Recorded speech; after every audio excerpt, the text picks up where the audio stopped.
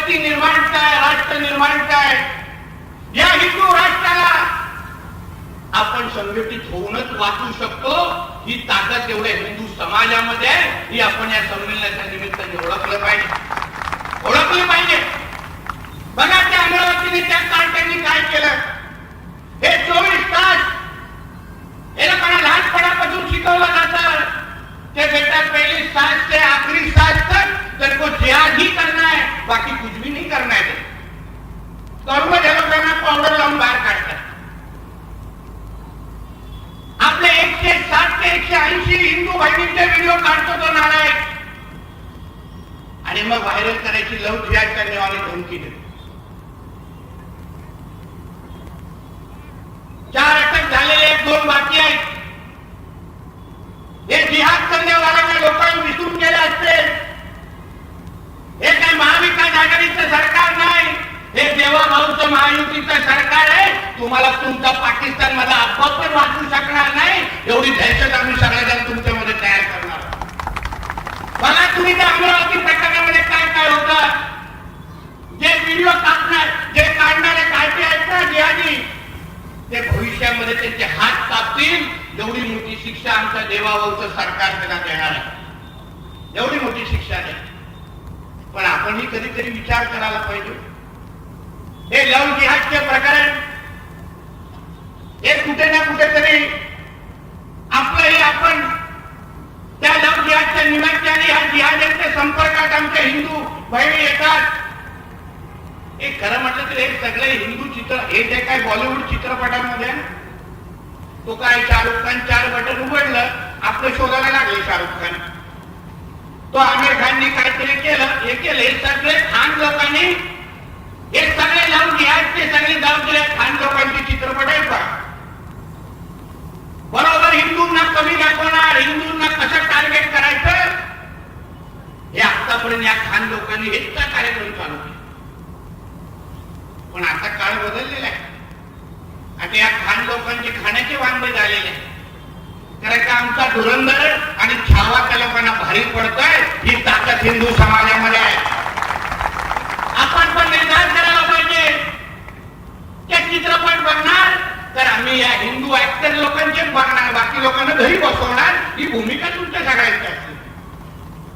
नाहीतर कोणतरी आपला आला आणि आपले हे लव जिहादवाले प्रकरण कशामुळे घडतात. आहेत ना चित्रपट बघण्यासाठी रणवीर सिंगचे आहेत, आमच्या विकी कौशलचे आहेत. बघा त्या लोकांचे कशाला पाहिजे ते शाहरुख खान आमिर खानची उगाची नाटक त्यांचे घर भरण्यासाठी. आणि म्हणून अमरावती असेल, नाशिक असेल, मी सरकारचा प्रतिनिधी म्हणून मी त्या सगळ्या हिंदू बहिणींना विश्वास देतो किंवा ज्या ज्या कंपनीमध्ये आताही अशा पद्धतीचा अगर कॉर्पोरेट जिहाद होत असेल तर आम्ही तुम्हाला विश्वास देतो या सगळ्या जिहाद्यांपर्यंत आम्ही पोहोचू आणि प्रत्येकाला आम्ही मिट्टी में मिला देंगे. ये हालत सभी जिहादी के हम करने वाले. एका जिहाद्याला आम्ही सोडणार नाही. मग तो कुठल्याही कंपनीच्या टॅब्युलामध्ये बसला असेल, फक्त आमच्या जे शोषित आहेत, जे पीडित आहेत, त्यांनी फक्त बाहेर येऊन आमच्याशी संपर्क साधावा. पुढचं काम तुमचा ह्या देवाभाऊचं सरकार करेल. हा विश्वास तुम्हाला मी आजच्या निमित्ताने मी देणार आहे. आणि म्हणून या हिंदू संमेलनाच्या निमित्ताने हे हिंदू म्हणून आपण या सगळीचा विचार करणं हे अत्यंत गरजेचं आहे. जे काय आपल्या विरुद्ध षडयंत्र सुरू आहे त्या गोष्टीला जर आपण वेळेत अगर थांबवलं नाही तर असंच आपल्या घरापर्यंत पोहोचण्याचं काम ते लोक करतील. छत्रपती शिवाजी महाराजांनी, छत्रपती संभाजी महाराजांनी शेवटी हिंदवी स्वराज्याचे संस्थापक म्हणून आमच्या महाराजांना का ओळख दिली. कारण का त्यांनी मुघलांचं आणि इस्लामिक आक्रमण त्यांनी थांबवलं. स्वराज्याची लढाई ही हिंदू विरुद्ध मुसलमान होती हे आम्ही ठणकावून सांगणाऱ्यापैकी महाराजांचे मावळे आहोत. जसं आमच्या महाराजांनी हे इस्लामिक आक्रमण थांबवलं तसंच आपण सगळेजण पण हे जे काय टिप्याचं जे काय व्यवहार करतात, जे काय आपल्या पिंपळ गावामध्ये आमच्या हिंदू व्यापाऱ्यांना पण शेतकऱ्यांना पण त्रास देणारे काही कायदी आहेत की नाही? जे बाहेर कर्नाटक बंगालवरून येतात निर्यातच्या नावाने आमच्या शेतकरी बांधवांना त्रास देणारे काही कार्टे आहेत बांगलादेशी आणि त्या सगळ्या गोष्टीवर आमच्यावर लक्ष आहे. आम्ही तुम्हाला विश्वास देतो, तुम्ही फक्त आवाज उचला, पुढचा कार्यक्रम आम्ही त्यांचा लावतो, हा विश्वास तुम्हाला मी आजच्या निमित्ताने देणार आहे. फक्त तुम्ही आवाज उचलण्याचं काम करा. या हिंदू संमेलनाच्या निमित्ताने ह्या आवाजाला बळ देण्याचं काम देण्यासाठी आम्ही सगळेजण आलेलो. तुम्ही फक्त या निमित्ताने विश्वास ठेवायचा. कुठल्याही बाबतीचा जिहाद कोणीही या आजूबाजूच्या परिसरामध्ये करत असेल, मी हेही आमच्या पोलीस बांधवांना सांगून जातो, यानंतर या सभेच्या नंतर कुठल्याही जिहादाने वळवळ केली ना, न सांगता परत पिंपळगावला येईल आणि माझ्या बरोबर परत मुंबईला घेऊन जाईल. हिरव्या साखर नाटक करायची नाही आमच्या इकडे. म्हणून जे काय चाललंय ते हिंदू समाजाशी चाललंय हे आम्ही आत्मविश्वासाने सांगतो. हे हिंदुत्वाने विचाराचं सरकार आहे. आम्हाला हिंदू समाजाने निवडून आणलंय हो, कुठल्या गोलटोपी दाढीवाल्याने नाही निवडून आणला. मी जे काय आमदार म्हणून इथे उभा आहे, मला माझ्या मतदारसंघाच्या हिंदू समाजाने आशीर्वाद दिला म्हणून हा नितेश राणे आज आमदार आणि मंत्री म्हणून तुमच्या व्यासपीठावर इथे उभा आहे. आम्हाला काही ते गोलटोपी दाढीवाले मतदान करायला आले नाही. बघा आमच्या मतदार यादी दिसतात का तिकडे? अन्य वेळी भाईचारा येऊन मिठ्या मारायला येणार, पण मतदार यादीमध्ये गायब होतात, कुठे दिसत नाही. सरकारी योजनामध्ये पण हे पुढे दिसतात आणि मतदार यादीमध्ये सर्वात शेवटी दिसतात. कुठलीही लाडली बहीण योजना काढा, कुठलेही काढा, हे पहिले जाऊन उभं राहणार तिथे हिजाब घालून, बुरखा घालून. ते पण तिथे घरात मुस्लिम महिला असते ते पण तपासायला लागतं कधी. त्याचं चप्पल घालून पुरुष पण असतो कधी. अन्य वेळी मोदीजींना शिवाय घालणार, अन्य वेळी आमच्या फडणवीस साहेबांच्या विरोधात बोलणार, पण कुठलीही योजना आली तो हमको भी चाहिए करून पुढे उभं राहा, हे असे नाला. आणि म्हणून या निमित्ताने आपल्याला सांगेल की आज आपल्या ह्या पिंपळ गावामध्ये या हिंदू समाजाच्या हिंदू विराट मोर्चाच्या निमित्ताने येऊन आम्ही आपल्याला विश्वास देण्यासाठी आलोय की आपण हिंदू म्हणून अगर एकत्र येऊन संघटित झालाय तर कोणीही आपल्या या हिंदू राष्ट्राकडे वाकड्या नजरेने बघू शकत नाही. एवढी ताकद आपल्या इथे उपस्थित असलेल्या सगळ्या हिंदू समाजामध्ये. तुम्ही फक्त संघटित होऊन आपली ताकद दाखवा. हे राज्य सरकार हे तुमच्या विचाराचं राज्य सरकार आहे. कोणी या भागातल्या हिंदू समाजाला त्रास दिला तर हे देवाभाऊचं सरकार तुमच्या बरोबर उभा आहे. हा विश्वास तुम्हाला मी आजच्या निमित्ताने इथे देणार आहे. परत एकदा मी जे काही सुरुवात आम्हाला करून दिली आहे, मला विश्वास आहे माझ्यानंतर आमचे हे सगळे मान्यवर याच्यापेक्षाही चांगले विचार आपल्या सगळ्यांना निश्चित पद्धतीने इथे आपल्या समोर मांडतील. म्हणून परत एकदा या विराट हिंदू संमेलनाच्या निमित्ताने मी आपल्या सगळ्या जणांचे आभार मानतो. आपण इथे एवढ्या मोठ्या संख्येने आलात हिंदू समाज म्हणून. जेव्हा जेव्हा आपल्याला एकत्र येऊन संघटित होण्याची जेव्हा जेव्हा वेळ आली तेव्हा तेव्हा हिंदूंची ताकद या जिहाद्यांना आपण दाखवलीच पाहिजे. आम्ही सगळ्यांचा हिशोब चुकता करणारे लोक आहोत. विथ इंटरेस्ट विथ सगळ्याचा सगळा हिशोब आम्ही पूर्ण करतो, काहीच सोडत नाही माझ्या. आणि म्हणून यापुढे या पिंपळगावामध्ये या परिसरामध्ये कोणी अगर त्या टिप्या किंवा त्या औरंग्याचे फोटो इथे झळकावले ना तर परत येऊन इथे तांडव करीन हे या लोकांनी समजून ठेवलं पाहिजे, समजून घेतलं. ज्याचा त्याचा बाप तो टिप्या लागतो तरी निघून जाऊचा पाकिस्तान मध्ये ती घाण आम्हाला इथे आमच्या महाराष्ट्रात नको आहे. ज्यांनी हजारो लाखो हिंदूंचा धर्मांतर केलं, धर्मांतर न करणाऱ्या हिंदूंना मारून टाकलं, त्या टिप्याच्या चाचणाऱ्या अगर कोण हिरव्या सापीच्या वळवळत असतील, कोण गोलटोपी गाडीवाल्यांच्या वळवळत असतील तर त्यांना या हिंदुत्वादी महाराष्ट्रातून ती घाण कशी साफ करायची त्याच्यामध्ये पीएचडी आम्ही लोकांनी केलेली आहे. पीएचडी केली. आणि म्हणून पराठाची हिंमत होता कामा नये. मंत्रालयाकडे जाताना सगळे व्हिडिओ घेऊन चाललो, काही आमचे उभे होते काठी घेऊन तिकडे, काही केलं नाही तेव्हा. पण आमच्या जेव्हा सणासुदीचे दिवस येतात, आमच्या गणेश चतुर्थीचे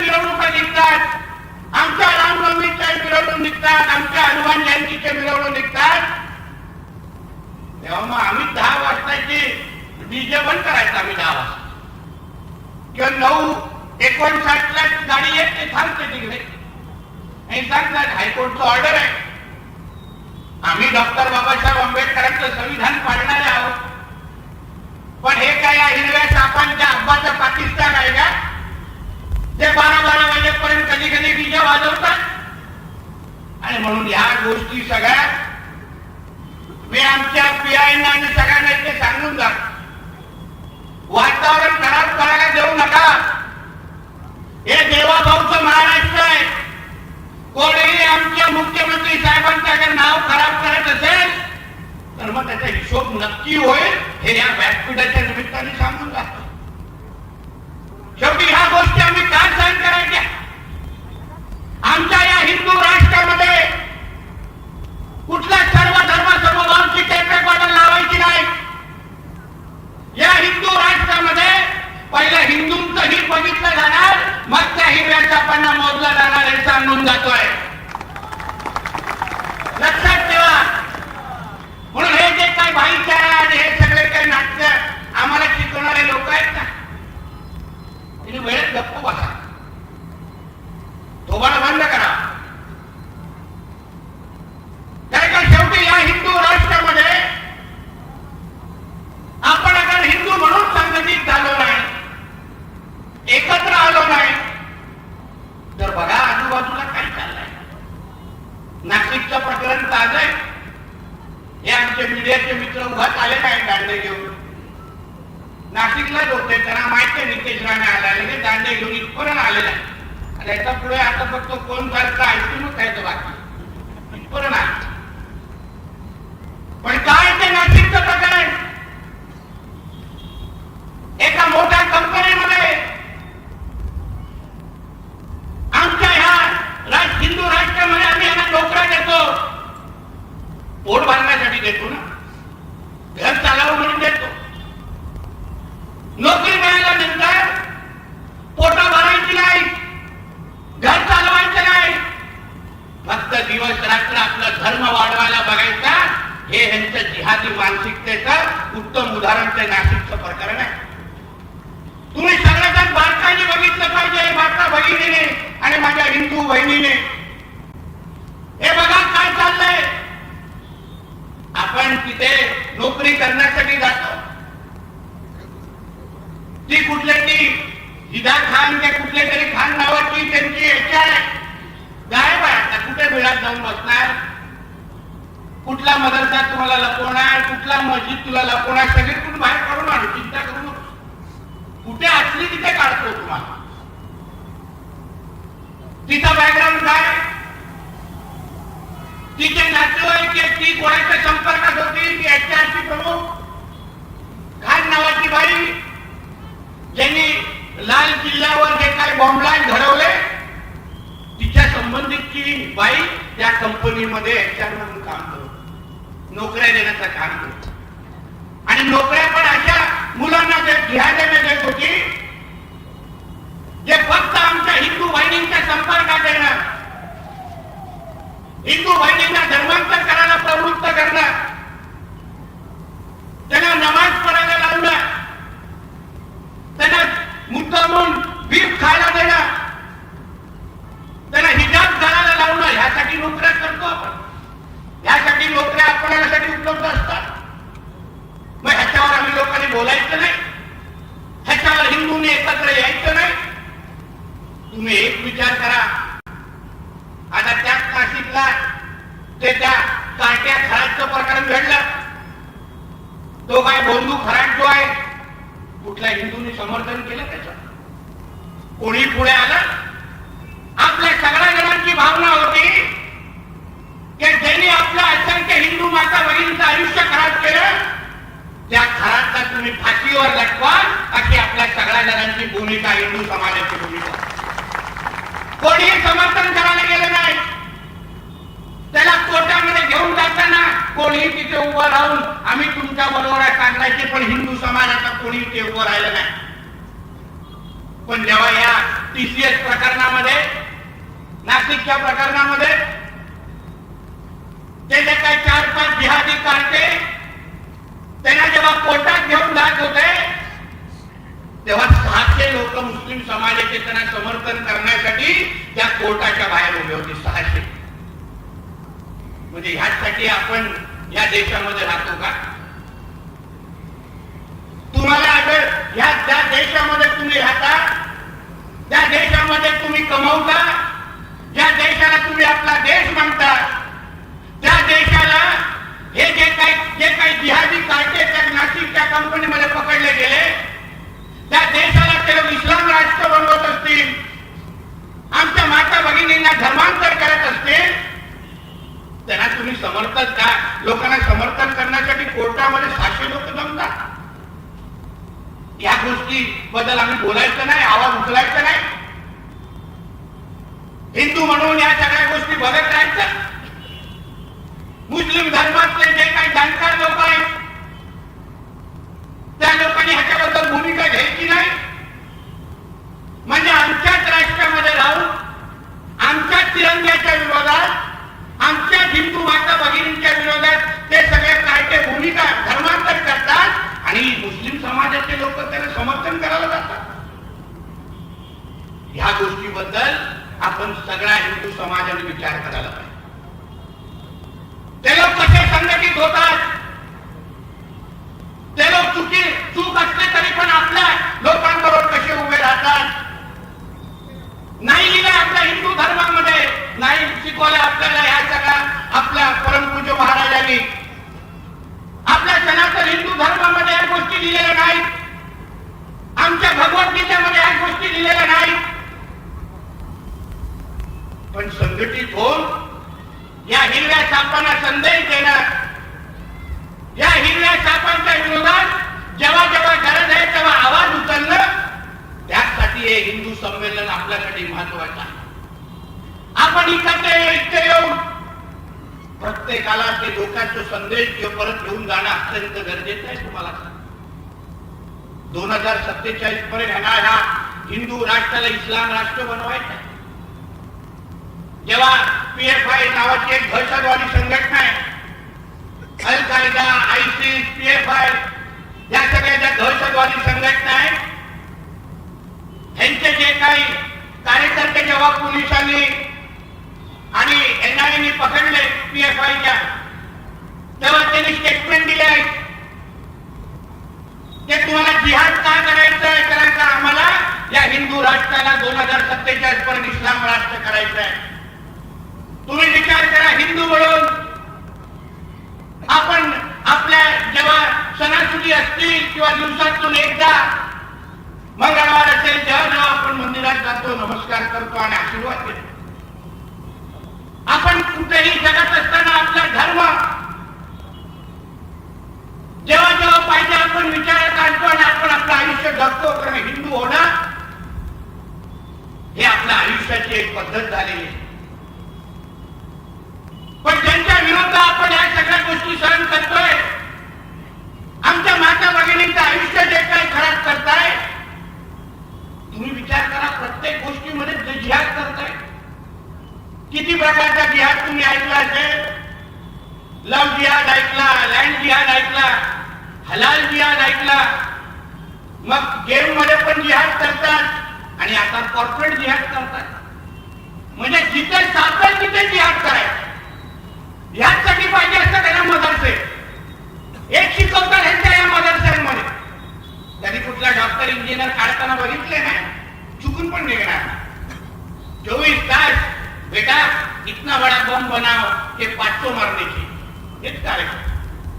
बेटाला वो जरा पिछले बार है ना 500 मरे थे ना, अगली बार 800 मरना चाहिए.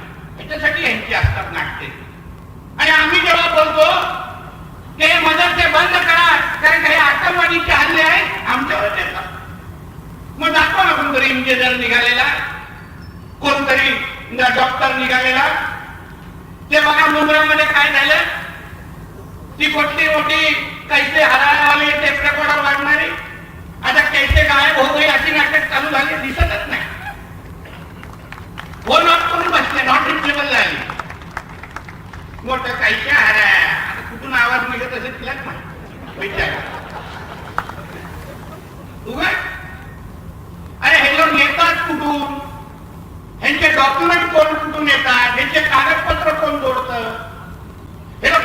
निवडणुका लढवतात, कधीतरी बघितलं पाहिजे. माझं तर स्पष्ट मत आहे, ही जी एमआयएम नावाची हे जे काही राजकीय पक्ष आहे ना, तो काय राजकीय पक्ष नाही, तो एक दहशतवादी संघटना आहे. आणि त्यामुळे ही सगळी प्रकरणं बाहेर येत आहेत. लक्षात घ्या, दहशतवादी संघटना आहे ती.